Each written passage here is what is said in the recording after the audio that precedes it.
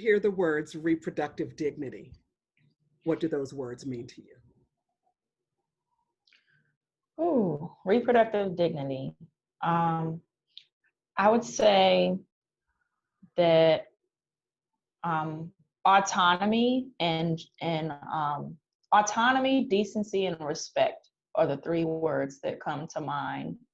Um, Particularly respecting people's personal and sacred decisions for them that impact ultimately themselves more than anybody else, and and just having faith in a person's ability to make decisions that are best for their own lives. Okay. And so when you think about reproductive dignity in relation to domestic violence, how is reproductive dignity impacted by domestic violence? Not just reproductive dignity, but dignity as a whole is greatly impacted by domestic violence, primarily because domestic violence feeds um, on control. It feeds on fear, um, and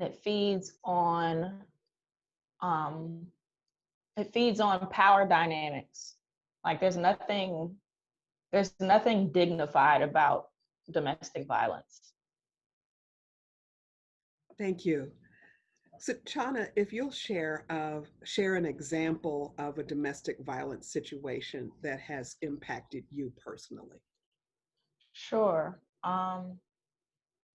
And I just think it's important to name that one, there are numerous domestic violence situations that I know of or have, personally experienced, but the most heinous um, situation that really hits close to home was my cousin, Candace Miles Carnathan, who was abused and eventually murdered by her husband.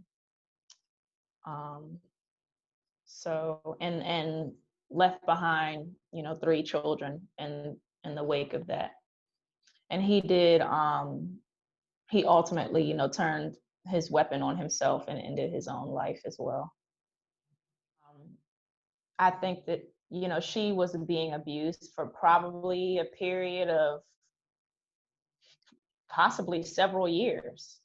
Um, and that he would also frequently um, threaten suicide in order to like manipulate her back into his arms, basically. So it was much more than just the physical aspect. There was psychological and emotional manipulation involved as well. And I know that there was a significant effort from her mom and her sister to try to get her away from that situation. And it just wasn't able to happen, unfortunately, or, had happened too late.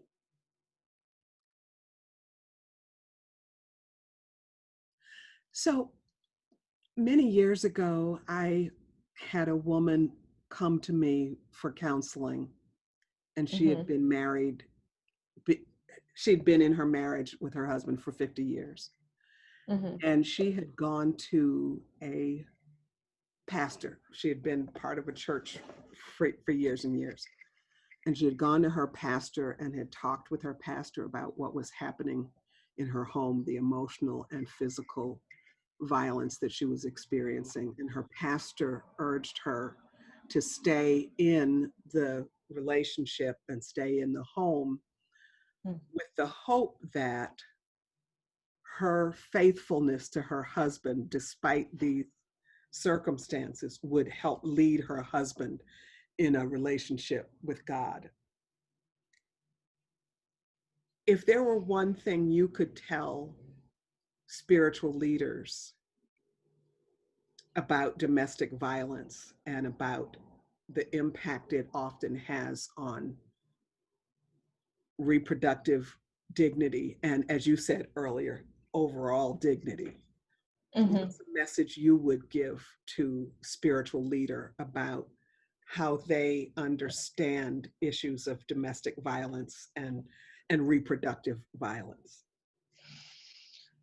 The forgiveness card is used to advance a patriarchal agenda.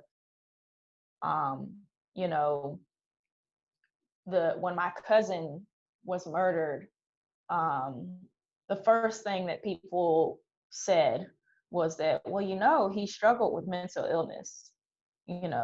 When statistically speaking, people who struggle with mental illness are much more likely to be victims of abuse and violence than they are the perpetrator.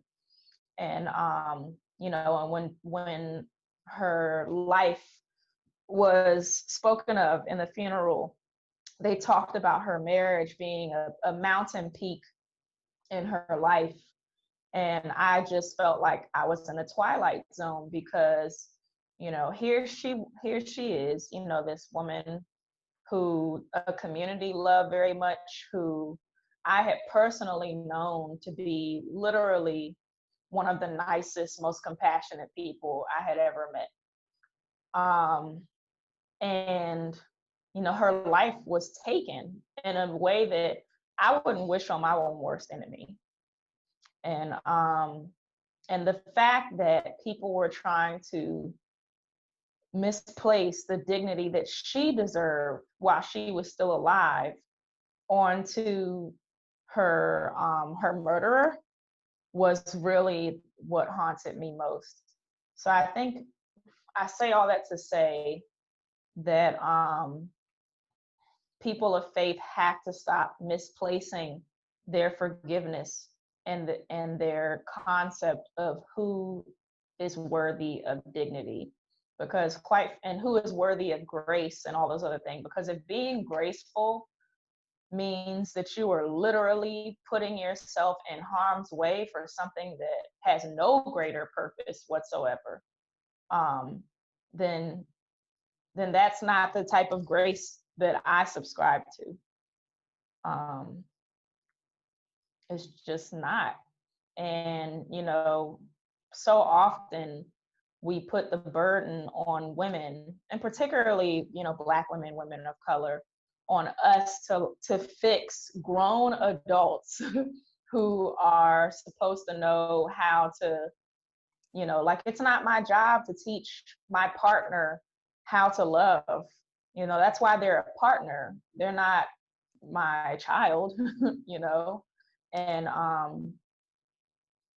and that anyone who treats you like a possession instead of a partner isn't worthy of your partnership, period.